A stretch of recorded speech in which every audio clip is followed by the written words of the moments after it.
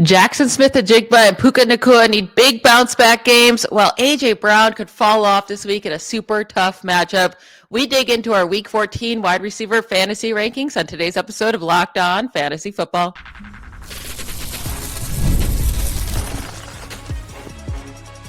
You are Locked On Fantasy, your daily NFL fantasy podcast. Part of the Locked On Podcast Network, your team every day.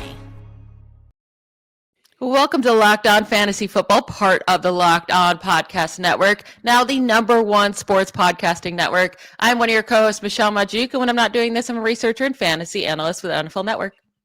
And I'm your other co-host, Vinnie Iyer. When I'm not doing this, I'm writing about NFL fantasy and betting for sportingnews.com. Today is Crossover Thursday on the network, and Crossover Thursday is presented by Prize Picks. Download the Prize Picks app today and use code LOCKEDONNFL to get $50 in lineups after you play your first $5 lineup. Today, we're finishing up our Week 14 positional rankings with wide receivers. We've already gone through quarterbacks and tight ends on Tuesday's show. We hit on running backs on yesterday's show, and today we're talking through all of our wide receivers. Right at the top, what I noticed is that we have 3 wide receivers playing on Thursday night, both of us in our top 5. So we have CeeDee Lamb, George Pickens, and Jameson Williams, all as amazing plays this week. You have Pickens at 2, you have CeeDee Lamb at 1, and then you have Jameson Williams at 3. So it's actually your top 3 right in a row. And then my wide receiver 2 is Lamb with Pickens at 4 and Jameson Williams at 5.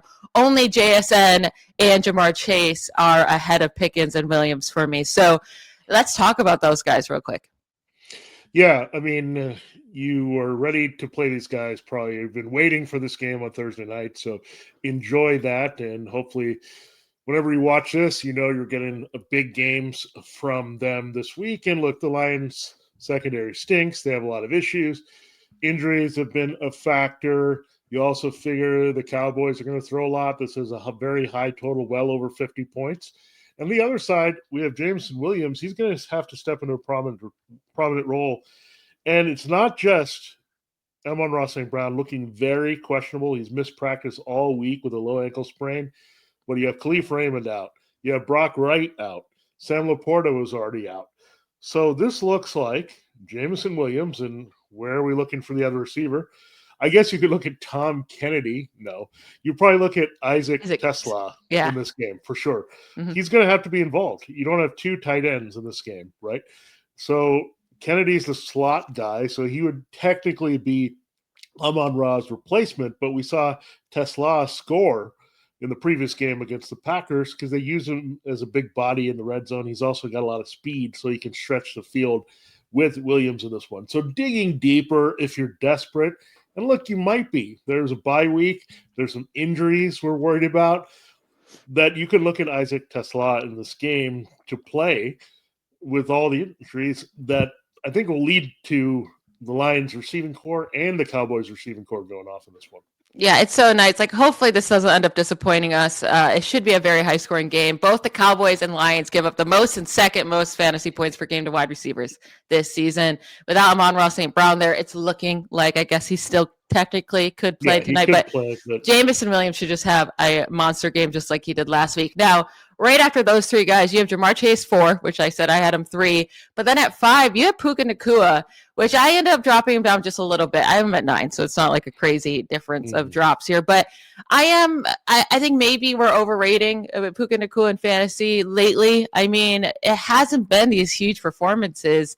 Over the last month, it's been 14 points, 10 points, 13 points, 10 points, and half PPR. Now, he's still getting a good amount of targets, but he's not that touchdown guy. He never really has been in his career, but only has 4 on the season, none over the last 3 weeks. Devontae Adams is stealing all of them. So you need a monster receiving yard game from him to get the points.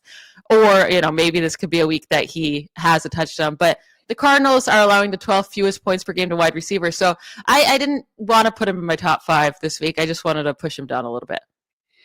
Yeah, it's fair. I mean, Adams getting the touchdowns. I mean, it's a lot of work to get those 6 points for Puka Nacua, right? He's going to have to do a lot more. If you're looking at half point PPR, you got to get 2 catches and 20 yards each time to add up So you need all that to really come through if you're looking. Actually, that's more than that, I should say.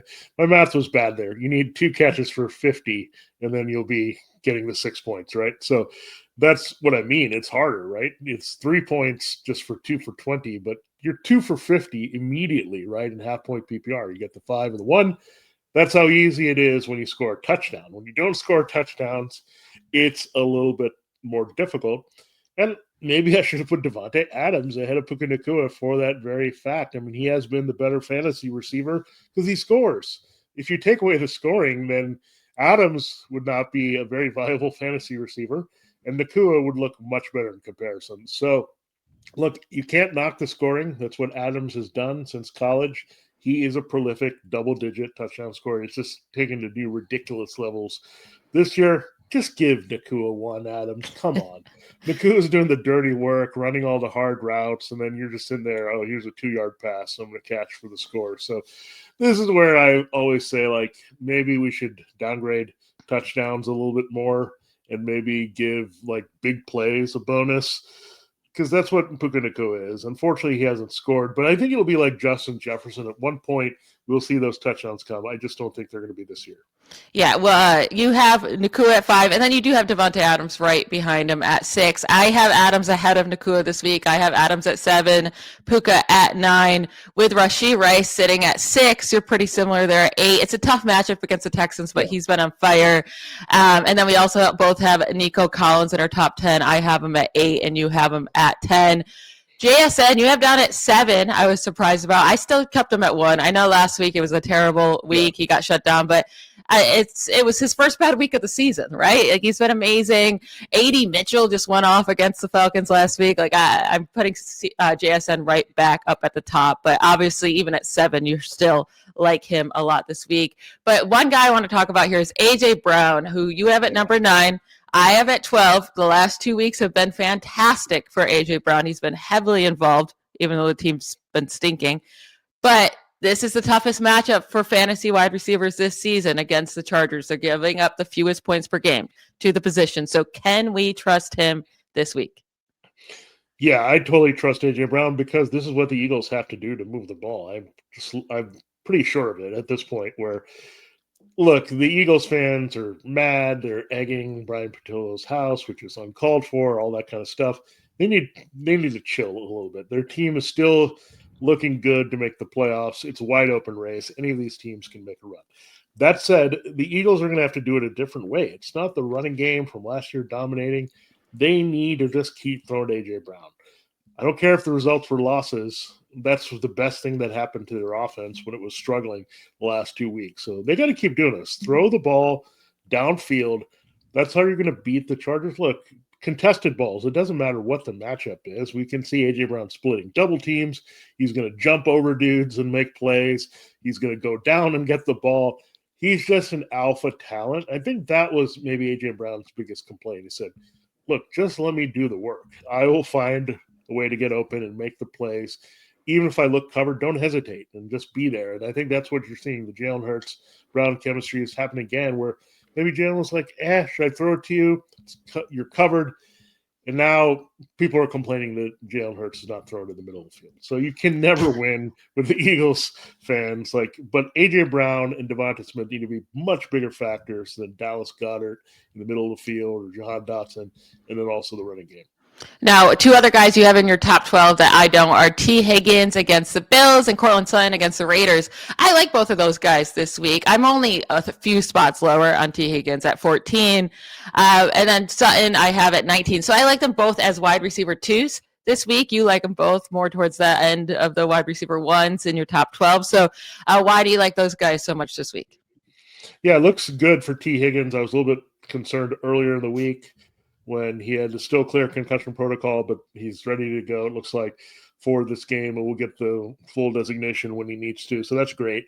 And I think the Bills matchup, look, they have one really good corner there, Christian Benford, and they have some dudes that can cover well, but they're not a scary pass defense. I think they're scarier on the front end. If they can get Joey Bosa and the pass rush going, then it's a little bit troublesome there. But that also means get the ball up quickly. And Tee Higgins is the guy that can get open quickly, those quick slants and things that he can run. And, I know Jamar Chase can do that too, but I think the emphasis is going to be get these receivers in open field. Courtland Sutton, he's got the Raiders. I feel like the Raiders are the one matchup that I can totally trust. Maybe the Broncos passing game more so than any other matchup. So I love Sutton this week. And Troy Franklin's a big play guy. He could come through with some stuff. He did cool off for the first time in the best matchup. Go figure. But I think Sutton is still clearly the number one there. Yeah, I mean, it can go either way. I like both Sutton and Franklin this week. That's why I have Sutton down a little bit, because I think Franklin will eat into it. It's a really nice matchup against the Raiders. I have two guys a little bit higher than you, Chris Olave and Jaylen Waddle, in my top 12. I have them 10 and 11. I will get to why I have them top 12, and then we'll get to the rest of our wide receiver rankings right after a quick break.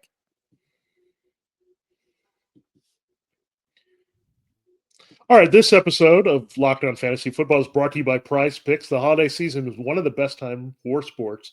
Bowl games, big basketball matchups, playoff push in the NFL. It's all happening at once. And while we're making choices every day, one of the most fun places to make the right call is on Prize Picks. Prize Picks is the easiest way to get in the daily fantasy action. Just pick more or less on at least 2 player projections, lock in your lineup, and you're in the game. It's simple, fast, and available in 45 states, including California, Texas, Florida, and Georgia. Prize Picks has also added an extra layer of excitement to the holiday sports schedule with a lot of fun ways to play. You can choose from a huge range of unique stats, fantasy score, field goals attempted, free throws made, turnovers, whatever fits your strategy. And the early payout feature is a great bonus for you as well at this time of year. When your lineup starts strong, you may get the option to cash out early. Download the Prize Picks app today and use the code LOCKEDONNFL to get $50 in lineups after you play your first $5 lineup. That's code LOCKEDONNFL to get $50 in lineups after you play your first $5 lineup. Prize Picks, it's good to be right. All right, Michelle, it is time to continue the show. And you mentioned 2 receivers there. Chris Olave and Jaylen Waddle. Olave has been a little bit banged up on the injury report. Let's hope he goes. I am at 15. You have Olave all the way at 10. The other player you mentioned was Jaylen Waddle. Kind of the same difference there. I have him at 17 against the Jets, and you have him at number 11. So talk about why you like both of these guys in the top 12 this week as wide receiver ones. Yeah, with Chris Olave, since week 5, he has been the wide receiver 12 on average in that span. That's a good chunk of time. In that span, he's averaging more points per game than Puka Nacua, than Ladd McConkey, than Devonta Smith, and a lot of these guys that you're putting in without even thinking. So Chris Olave, I think, is he's getting the targets. Yeah, he's not on the best offense, but I also like this matchup against the Buccaneers, 11th most points per game to wide receivers, so not one you have to try to stay away from. So that's why I have Olave up there. Jaylen Waddle, this is more me just taking a chance that he could bounce back. The last 2 weeks have been really, really bad for him, but the Dolphins desperately need him. Like, you can't just use HN over and over and over again. So I think he's still getting the targets out there. I'm just hoping that he can bounce back, and that's why I have him top 12. Now, after that, I have Michael Wilson as my wide receiver 13 this week, just behind Olave at 10, Waddle 11, A.J. Brown at 12. This is assuming Marvin Harrison Jr. will be out. It doesn't look like he's going to practice today, or he didn't practice yesterday, and it doesn't look like he will be a go anytime soon. So I think he'll be out. And the Rams are middle of the pack against wide receivers, but we saw what Michael Wilson did when Marvin Harrison was out, how many targets he got. So I'm all in on him if Harrison Jr. is officially out. Yeah, this is very similar to the Kimani Vidal, Omari Hampton spot we talked about at running back. I think whoever that number 1 receiver is, and the funny thing is we always think, okay, so the guy was pretty good as a number 1 fill-in, so they're going to be pretty involved as a number 2. Some teams don't see it that way. They're like going to elevate a guy's profile if someone else is out, or they like them as just kind of what they are as a number 2. And we've seen that with Michael Wilson. Well, they also like Michael Wilson as the next man up. So if Harrison is out, the key targets are going to go to him there for sure. So again, if Harrison's out, I have Harrison at 16. You slightly just look at Wilson and say, okay, we can plug him in around the same spot. But if Harrison plays, it's really hard to trust Wilson because the numbers aren't there. Because, again, you know who the alpha really is on this team. It's Trey McBride. Everything kind of trickles down from him at tight end. So it's hard for this team to sustain three receivers in general, Jacoby Brissett, but two for sure it can, given the fact that it's usually trailing.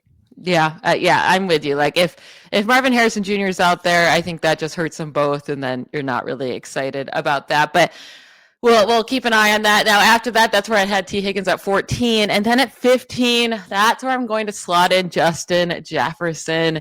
And the only reason he's this high is because the matchup is so great. You have Jefferson at 18, so even further down than I do. He should have a good game against the Commanders. Now, will he? I don't know, because he's been doing absolutely nothing this whole last month. It has been very, very bad. Now, hopefully, which is crazy to say, JJ McCarthy is back, because Brosmer can't be that guy. But it does seem like JJ is fine to go. He cleared concussion protocol.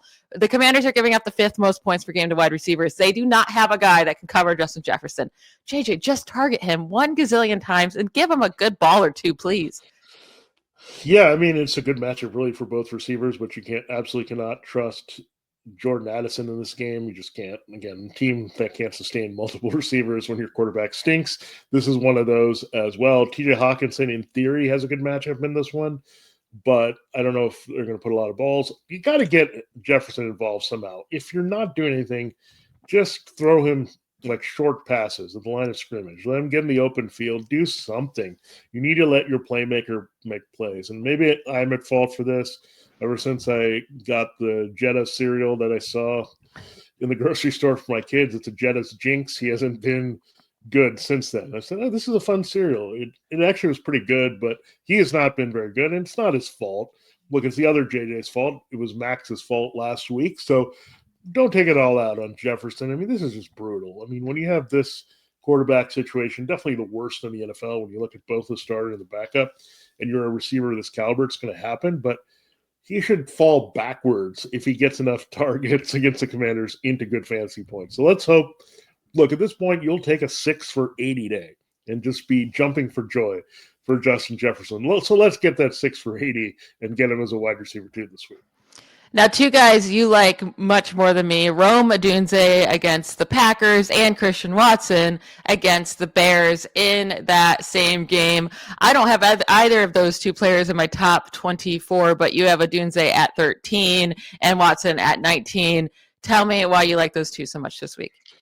Yeah, let me start with Watson. I really love his matchup. He's very similar built to A.J. Brown, and that tells me he's going to have a big game because he's going to be matched up with Jaylen Johnson most likely on the outside. Jaylen Johnson used to be a top corner in this league. He's had some injuries. He's faded a bit, but he's a guy that you can absolutely toast with this type of receiver. Tall, big, strong, red zone worthy. So that's why I like Christian Watson. He can basically maybe even do the damage. I'm not going to say 2 touchdowns, but he should be in position to do what A.J. Brown did last week. And on the other side of this rivalry game, Rome Odunze, he's been quiet. DJ Moore has randomly popped up to be annoying, where he's not to the point he's not playable, but he's a thorn in the side of the other people on this team. So that's very frustrating. But when you look at it, look, the Packers can give it up downfield. They have a couple weakish corners here. I think you're going to have Caleb Williams get the ball out quickly. Odunze is a pretty good route runner. So you look at Carrington Valentine, that's probably who they're going to have to kind of target here, those type of corners. So if you can get the ball out, you can do some damage against the Packers. And again, last week Tesla scored, and there were some plays that Jameson Williams was able to make as well. So I like Odunze comparing favorably to those guys against the Packers. And then two guys I'm slightly ahead of you on, not by much. It's Michael Pittman Jr. and Terry McLaurin. I have them at 17 and 18, just behind Devonta Smith at 16. You have McLaurin at 20, Devonta Smith at 21, and then Michael Pittman at 22. So we have those three guys ranked, in the same spots back to back to back. It's just I'm slightly up on them this week. With Michael Pittman, it has been like 2 out of the last 3 weeks has been atrocious, where he absolutely destroyed you. Yeah. And the only reason he came through in week 12 was because of that one touchdown against the Chiefs. But 8 targets in that game, 12 targets against the Steelers. I do expect them to be heavily targeted in this game because the Jaguars are a really good run defense. And I do expect, all of these wide receivers on the Colts, Alec Pierce and Michael Pittman and Josh Downs, to get workload, to get targets. And Pittman has been Daniel Jones's guy to go to in the end zone. So I expect him to come down with at least one touchdown, have a pretty solid game. And then with Terry McLaurin, this is a tough matchup against the Vikings, second fewest points per game to wide receivers, and they just stopped JSN. However, I mean, McLaurin comes back for the first game after his second injury, plays against the Broncos, who are the third toughest team, and has a great game for 7 for 96 and a touchdown, and that was with Marcus Mariota, and Jaden Daniels could be back. So I like McLaurin this week, even though it's a tough matchup. Yeah, I mean, McLaurin, I think you basically start now anytime you can get. I mean, really, it's the matter of how much is McLaurin going to get versus Deebo Samuel? How much is Michael Pittman going to get in relation to Alec Pierce?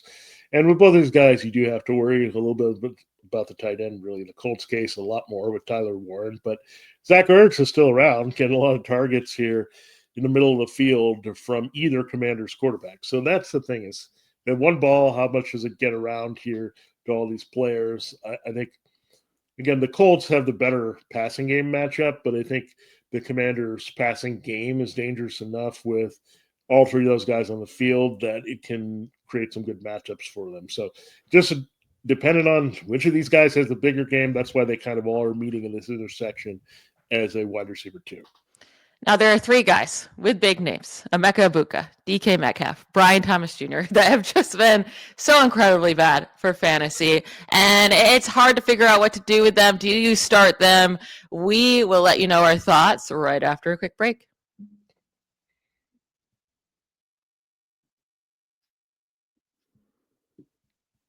All right, so we have yet to hit on Egbuka, Metcalf, or Brian Thomas Jr. because none of those guys are in our top 20, barely in our top 24 at all. So the highest I have among these is, I do have Emeka Egbuka in the top 20 because I don't know what to do with him. I have him right at 20 exactly against the Saints.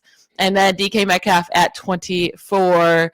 And then you're much lower on Egbuka. You have him in the 30s. DK Metcalf is your highest at 24. And then Brian Thomas Jr., I have no idea what to do with that man. I have him at 33 at the moment. You have him up at 26, but his first week back was atrocious.